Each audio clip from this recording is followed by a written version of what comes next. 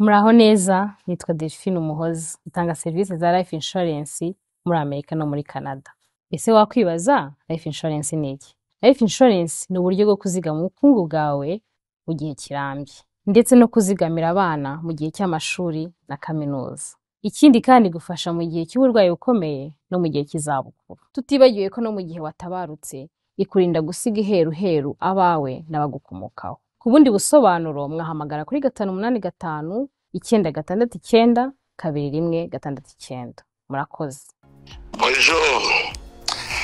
Alors, on va évidemment parler de la situation dans la région, la guerre en République. Mutangiye mwumva abasuhuza uvuze uti bonjour ni nyakubahwa Evariste Ndayishimiye perezida wa nyakubahwa Repubulika ya Demokarasi ya Kongo. Sorry, ni perezida w'u Burundi Evariste Ndayishimiye ari kuganira n'umunyamakuru wa France 24. Muri iki kiganiro bagiranye kirekire ndaza kugaruka ho kuri bimwe mu byo baganiriye, ndafata nk'iminota nk'icumi nyivugeho. Yaganiriye n'umunyamakuru amubaza ibibazo bitatu by'ingenzi bireba n'aka karere, nabyo ratangiye avuga ati tugiye kuganira ku mutekano mu karere, turebe icyo nyakubahwa Evariste Ndayishimiye uko abyumva ku bijyanye n'inzira ziri kunyurwamo kugira ngo amahoro agaruke muri aka karere k'ibiyaga bigari. Mu kiganiro bagiranye, Evariste Ndayishimiye yongeye kuvuga ko agihamya adashidikanya yuko u Rwanda ruzamutera. Yanasobanuye uburyo ruzamuteramo, anasobanura n'impamvu ariko abibona. Reka twumve ibibazo umunyamakuru yagiye amubaza n'ibisubizo yagiye amuha. Baraganira mu Gifaransa ndabishyira mu Kinyarwanda, ubundi tujyana. Nitwiringimana Patience ni Connection TV. Urebe ko wakoze subscribe, niba utarabikora uhita ubikora no munsi ukibyibuka, urabuduhaye inkunga ikomeye. Tujyane rero. Démocratique du Congo, voisine de chez vous, fait rage depuis des mois entre d'une part le groupe rebelle du M23 soutenu par le Rwanda et d'autre part les forces congolaises et leurs alliés dont le Burundi. Alors ces dernières semaines, il y a eu des efforts de médiation. Umunyamakuru rero hano arabaza Evariste Ndayishimiye ati murabizi neza mu karere hari intambara muri Repubulika ya Demokarasi ya Kongo, hari intambara nibyo, ati M23 irarwana, hanyuma u Burundi buriyo buri gufasha Repubulika ya Demokarasi ya Kongo. Atari ko mu minsi ishize muri ino minsi turimo hari urugendo ruri kuba rushingiye ku biganiro biri kugenda biba hagati y'ibihugu ndetse n'umutwe wa M23 na FARDC, Repubulika ya Demokarasi ya Kongo, biri kuba mu bice bitandukanye. Agiye kumubaza icyo abitekerezaho rero. Qatar et surtout les États-Unis avec une déclaration de principe qui a été signée à Washington entre le akamubwira ati uribuka ibyo basinyiye muri Doha, uribuka ibyasinyiwe muri United States, Leta Zunze za Amerika zibafasha gusinya zira principe. Ati wowe rero urabivuga Rwanda et la RDC. Alors est-ce que vous pensez que la paix dans la région en RDC est à portée de main ou est-ce que vous craignez toujours une guerre régionale?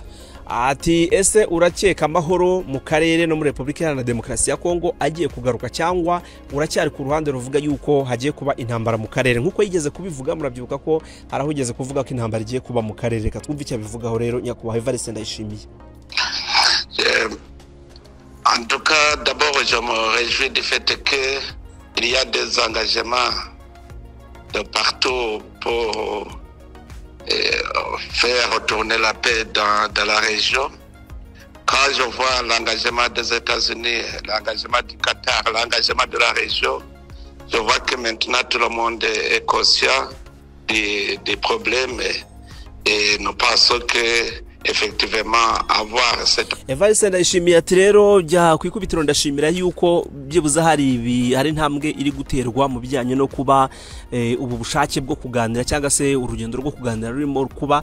Ati yo ndebye ibibera Doha, nkareba ibibera muri Leta Zunze Ubumwe za Amerika, ati binyereka yuko byibuze impande zitandukanye zahagurukiye kuba zagira icyo zikora kugira ngo ikibazo cy'umutekano muke muri Kongo kibashe kuba cyabonerwa igisubizo. Nous espérons que la paix va se retrouver enfin. Ati mu byukuri nshingiye kuri ibyo byose rero nizera yuko amahoro azaboneka. Bigaragara yuko nyine ntagakibona intambara mu karere, niko amaze gusubiza. Sinon aujourd'hui la situation est dramatique. On a besoin de donner un coup de souffle à cette population qui devient victime d'une guerre qui n'a pas de raison. ati mu by'ukuri kandi biranagaragara yuko igihe cyari kigeze kugira ngo ibintu bikemuke kubera ko bihe byari bigeze ahabi ibintu byari bigeze ahakomeye aho abaturage bari kugenda bahura n'ingaruka z'intambara kandi mu by'ukuri intambara idafite impamvu itagakwiye kubaho.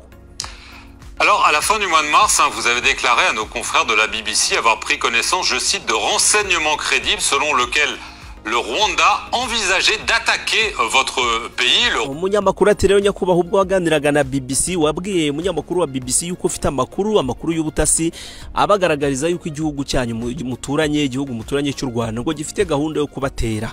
Aha reka twumve rero. Rwanda a nié cela, rien ne s'est passé depuis. Est-ce que aujourd'hui vous avez toujours des informations selon lesquelles votre voisin rwandais compte attaquer le Burundi? Ati icyo gihe no u Rwanda rwarabihakanye ruvuga ko ibyo bintu atari byo atariko kandi nta n'ikintu kigeze kiba kuva ubwo wabitangaza kuvuga yuko bari hafi kubatera nta kintu kigeze kiba. Ati none nyakubahwa kugeza na maginga yase uracyavuga yuko u Rwanda rufite gahunda yo gutera igihugu cyanyu cy'u Burundi? Nous avons d'abord des informations, nous connaissons son plan et aussi on a des indices. Les indices que nous avons, c'est d'abord que il maintient toujours les instigateurs du putsch de 2015. Ati dufite amakuru ati kwanza twabanje kugira n'amakuru atandukanye ati amakuru twe tuyafite koko ashingiye ku byo twagiye tumenya atariko kandi ubwo dufite nibihamya cyangwa se ibimenyetso bitwereka yuko hari ikigomba gukorwa. Ati ibimenyetso dufite rero ibizibiti bibigaragaza nuko ashaka kuzakoresha ubwo bavuga ni president w'u Rwanda ngo ashaka kuzakoresha ngo abari yabashatse gukora kudeta mu 2015 mu gihugu cy'u Burundi ngo nibashaka kuzakoresha gutereka tukomeze tumwumve. Qui ont l'intention d'attaquer le Burundi. Alors nous savons qu'ils voudraient les utiliser comme ils utilisent le M23 en RDC en disant que ce sont des Congolais. Et son plan est qu'il va les utiliser les Burundais putschistes de 2015. des utilisants en disant que ce sont des Burundais alors que aha tanga rero tukuna zabigenza ngo arashaka kuza koresha bari abantu bagerageje gukora kudeta mu gihugu cy'u Burundi ngo bongere batera igihugu cy'u Burundi abita barundi ariko ngo yabakoresheje ngo nkuko ngo akoreshe mu 23 ayita abanyekongo uko niko azakoresha nabari yabagerageje bagize tentative de kudeta bagifite n'uwo mugambi ngo guhirika ubutegetsi mu gihugu cy'u Burundi akabakoresha bita barundi ati niko bimeze. Réellement ça sera le Rwanda comme nous avons ces indices là et que nous voyons qu'il n'a pas l'intention de remettre ces putschistes dans les mains de la justice burundaise. Toujours on a des inquiétudes mais nous espérons que aussi aussitôt que la guerre cesse en RDC il sera difficile pour le Rwanda. Ati rero ati mpamvu tuvuga ibi byose kandi n'ibimenyetso dufite nuko kuba yanga kuduha abo bantu bagize tentative de coup d'état mu Burundi akanga kubazana ngo bashyikirizwe ubutabera mu gihugu cy'u Burundi. Ati ibyo biratwereka yuko bazadutera ati intambara nirangira muri Kongo hakaza gahenge intambara ikarangira ati ubwo twe tuzaba dukurikiyeho turabizi kandi turabyiteguye. Attaquer frontalement directement le Burundi. Donc ce que vous semblez craindre, c'est une alliance, j'allais dire, entre le M23, les troupes rwandaises qui seraient présentes tout proche de chez vous, au sud Kivu, et ce groupe rebelle, les Red Tabara, dont vous venez de parler. C'est ça que vous craignez? Umunyamakuru ati ese ikibazo mwa mufite cyangwa se ubwoba mufite murabona iriya groupe yitwa Red Tabara ubwo nabarwanyi ba Red Tabara avuga ko barwanya ubutegetsi bwo mu Burundi bari muri Sud Kivu ati kandi noneho na 23 yagezeyo ati se naho muhera muvuga yuko FRDC kubera ko nani RDF kwakishinjwa gufasha 23 muvuga yuko bahita bafatanya na Red Tabara irepfo mu majyepfo bagahita bakomeza baza kubatera nicyo kintu kibateye ubwoba. Dans son plan, c'est que quand ils vont arriver à la frontière burundaise, ils vont attaquer le Burundi en arguant que ce sont des Burundais de ces putschistes de 2015. Atirega mu mupango we mu gahunda ye afite nuko kura kuntu agenda amanuka ngo yegera epfo mu majyepfo ayegera umupaka w'igihugu cy'u Burundi naho ngaha azahita hera atera igihugu cy'u Burundi ariko akoresheje bari abantu bashatse guhirika ubutegetsi mu Burundi avuga ngo nabarundi baduteye kandi atari bo. Qui sont maintenus à Kigali, qui sont entretenus par lui, vous savez, ils ont préparé à maintes reprises des actes terroristes ici dans le pays.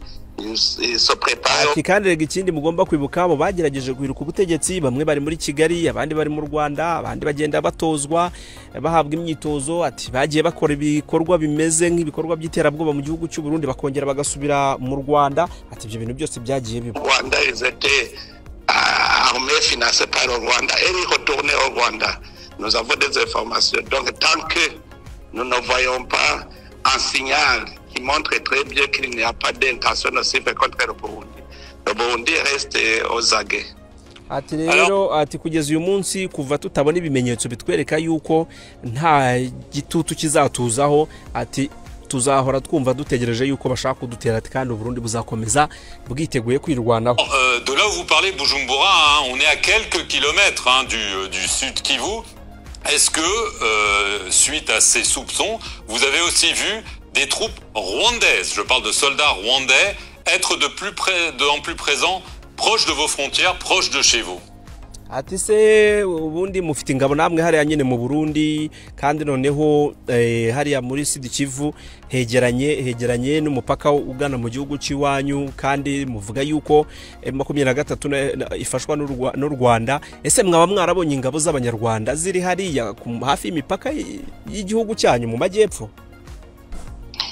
Oui, vous savez, les Rwandais et les Burundais se connaissent très bien. Ati yega murabizi abarundi n'abanyarwanda turaziranye ntago twakwibeshya naho. Savons que ce sont des militaires rwandais qui veulent s'approcher de la frontière du Burundi. Donc il n'y a pas de doute, c'est ce que nous voyons sur le terrain. Ati rero ibyo rwose ntabwo twabishidikanyaho ni ingabo z'u Rwanda ziri kwegera imipaka y'igihugu cyacu twe turaziranye. Est-ce que vous parlez à Paul Kagame ou plus du tout? Ati se bwana perezida waba warigeze ufata igihe cyo kuganira na Paul Kagame kuri ibyo bintu byose umaze kutubwira mwaba mwarigeze kubiganiraho? C'est parlé il y a longtemps. Ati twigeze kuganira. Ati twigeze kuganira haciye igihe ati hari muri bya bihe intambara yari itarashyuha cyangwa se itaragera aho ikomeye muri Repubulika Iharanira Demokarasi ya Kongo. Ati twigeze kuganira muri ibyo bihe reka twumve ibyo baganiriye. C'est juste quand on était en train de voir ensemble comment fournir des efforts pour aider la RDC à retrouver la paix. Ati cyo gihe twaganiraga uburyo twashyira imbaraga mu kugira ngo turebe ko twafasha Repubulika Iharanira Demokarasi ya Kongo kugira ngo ibone amahoro. Ngira ngo icyo gihe avuga ni cya gihe yari ayoboye East Africa, Evariste Ndayishimiye yarayoboye ntuzenge ko ngayoboye Evariste yarayoboye East African Community. Icyo gihe na nyakubahwa Perezida wa Repubulika y'u Rwanda yabivuzeho kwegeze ku mutelefone kuri telefone bavuganamo baza ati ibintu numvise ariko by'ingabo mwohereje hariya bimeze bite undi akabihakana. Ibi ngibi byigeze kuba ni kera murabyibuka igihe hajyagaho ingabo za East African Regional Force ingabo za muri East African Community. C'est à ce moment-là qu'on s'est parlé et il me promettait toujours de remettre ces putschistes dans les mains de la justice burundaise. Toujours il promet mais il ne met pas en œuvre, mais plutôt je vois qu'il prépare toujours des actes terroristes. Vous ne lui faites pas confiance? Ati icyo gihe rero ati gihe twaranaganiriye anansezeranya yuko azanyoherereza abo bantu bagerageje gukora kudeta mu gihugu cy'u Burundi ngo bashyikirizwe ubutabera. Atari ko arabinsezeranya ariko ntabwo abishyira mu bikorwa. Ntabwo abikora ibyo aba yansezeranye kandi umunyamakuru cyamubaza. Ati umunyamakuru ati ibyo bituma umutakariza icyizere rero. La confiance vient des actes. On saura le fruit par l'arbre par ses fruits. Alors si rien. Ati rega burya icyizere ni umukino w'ibikorwa, ni icyizere kigaragarira mu bikorwa. Ati rwose umuntu nta kintu yagize igiti giha agaciro cyangwa igiti cyubahwa igiti kiba icyo kiri cyo bitewe n'imbuto cyera. Tubwo rero nta cyizere ntacyo. Ça montre qu'il n'y a pas de confiance. Alors, pour revenir à la situation en RDC, moins d'un an et demi après son déploiement, l'opération militaire de la communauté de développement d'Afrique australe, la SADC, a décidé de se retirer. Est-ce que vous allez aussi retirer vos troupes? On sait que le Burundi suite à un accord de coopération avec le gouvernement congolais, a déployé environ 10 umunyamakuru ati rero nyakubahwa perezida mu minsi ishize umuryango w'ubukungu wa Afurika y'Amajyepfo SADC wafashe umwanzuro wo gukurayo ingabo zabo SAMIDRC bazivana muri Repubulika Iharanira Demokarasi ya Kongo. Ati se mwebwe mwaba mufite akanunu koko muzakurayo ingabo zanyu hariya? Ati amakuru dufite dushingiye ku masezerano mwasinyanye nuko mufiteyo abasirikare cyangwa mwohereje abasirikare barenga ibihumbi 10. Mwaba mugiye kubakurayo ese ibihumbi 10 biracyariyo? 1000 militaires. Est-ce que vos militaires vont aussi rentrer au Burundi bientôt? Ati ese baritegura kuva mu Burundi cyariyo? Duha makuru kubijyanye n'ingabo zanyu muri Repubulika Iharanira Demokarasi ya Kongo. Sore D'abord, nous ne sommes pas en RDC en tant que partie au conflit. Ati rega munyamakuru ugomba kumenya yuko twe ntabwo turi muri Kongo nk'abantu bari bafitanye ikibazo n'abari muri mu bibazo. Oya, ntabwo turi muri Kongo nk'abantu bafitanye ikibazo na M23 ubwo nicyo yashaka kuvuga. Nous avons des accords communs de défense commune entre le Burundi et la RDC. Ati turiyo kubera amasezerano twagiranye hagati ya Repubulika Iharanira Demokarasi ya Kongo n'u Burundi, amasezerano yo gutabarana. Nicyo kintu gituma turiyo, ntabwo turi mu bibazo byabo. Au moment où le gouvernement de la RDC verra qu'il n'y a pas de raison de l'appuyer, le Burundi va retourner sans problème. Ati rero umunsi Repubulika Iharanira Demokarasi ya Kongo izabitugaragariza ko idakeneye gufashwa, nta kibazo ifite, nta butabazi ikeneye bwacu, ati tuzasubirayo rwose nta kibazo. Alors, ceci dit, le 18 février, l'agence de presse Reuters a annoncé le départ d'une partie de vos troupes après des défaites dans le sud Kivu. Ça a été nié. Est-ce qu'il y a toujours 10 000 soldats burundais sur le sol de la RDC ou est-ce que ces soldats ont commencé à rentrer et combien sont-ils aujourd'hui? Ati byigeze kuvugwa ko hari igihe bari mugiye kusubirayo ingabo zanyu zigasubira mu gihugu cy'u Burundi, atariko ntabwo twigeze tumenya niba zarasubiye. Ati se zaba zarasubiyeyo? Ese ibi bya bihumbi 10 byaba bikiriyo muri Repubulika Iharanira Demokarasi ya Kongo? Ubundi kugeza uyu munsi mufite ingabo zingana iki magingaye? Non, on va rentrer quand le gouvernement congolais va nous le demander. Si ati rega ntabwo ibyo kutaha se uvuga wa munyamakuru we, ati tuzataha ari uko Repubulika Iharanira Demokarasi ya Kongo yabidusabye ngo dutahe tugende ntaho twajya. Les troupes burundaises sont encore au Sud Kivu. Ati rero ibyo rwose niko biri, ingabo z'u Burundi ziracyari muri Sud Kivu. Combien? 10 000 toujours? Ati bangahe? Baracyari ibihumbi 10. On n'a pas encore diminué l'effectif. Ati ntabwo twigeze tugabanya umubare. Et vous avez subi des pertes face au M23 et aux troupes rwandaises? Ati mwaba mwarigeze mugira abo mupfusha cyangwa se ubona ugupfa kameme ukavango ni perte yako no gupfa? Haba hari abapfuye muri bo binyuze mu rugamba mwarwanyemo na M23? Ça c'est une question simple parce que vous savez la guerre c'est un jeu de mort où périt le premier à être atteint par la balle fatale. Ati rero umunyamakuru ikibazo mbajije ni ikibazo rwose cyoroshye, ati kuko erega urugamba intambara ni umukino w'urupfu, utanze undi niwe wica undi, ati nuko bigenda. Donc quand les militaires sont sur terrain, d'abord ils sont voués effectivement à se sacrifier pour la cause juste, pour sauver. Ibyo ni ibintu bizwi ko abasirikari iyo bagiye ku rugamba babyiyemeje, biyemeye kwitangira abaturage bari mu bihe by'akababaro, nyine no kujya kubatabara, baba bahindutse nk'ibitambo byabo, nuko bigenda. Donc là il n'y a pas à chanter qu'il y a des pertes ou pas de pertes, même des pertes au niveau des munitions. On a des pertes, ce sont des pertes financières. Ati rero ubwo ntabwo twajyara ngo turirimbe ngo twapfushije abantu, ngo ntitwapfushije abantu. Ati byo ntabwo wajyara ngo ujye kubihindura nk'indirimbo, atari kuko biri kose haba hariho ibihombo byagiye biba bijyanye no mu buryo bw'umutungo no mu bundi buryo. Evariste Ndayishimiye nyakubahwa perezida wa Repubulika y'u Burundi yaganiraga n'umunyamakuru wa France 24. Baganiraga rero kuri situation y'umutekano muri aka karere n'icyo Evariste Ndayishimiye atekereza kuri ibi biganiro birimo biraba. Akomeje kuvuga ko bazamutera kandi ngazaterwa n'u Rwanda, ngo ariko ngo ruzifashisha ngo abarundi bagerageje guhirika ubutegetsi. Wowe ubibona ute? Koko iyi ntambara Evariste Ndayishimiye ahora avuga ngo u Rwanda ruzamutera, murabona iyi ntambara izaba cyangwa afitiye ubwoba bano bantu bari mu buhungiro bagerageje guhirika kudeta bagerageje guhirika ubutegetsi buriho akavuga yuko nawe bazamugerera mukebo bari bagiye kugereramo nyakwigendera nkuru nziza. Urabyumva uti? Duhe igitekerezo cyawe uko cyumva muri commentaire. Mugire ibihe byiza. Nitwa Uwiringimana Patience, ni Connection TV, dukomeze tubane. Mwakoze kubana natwe.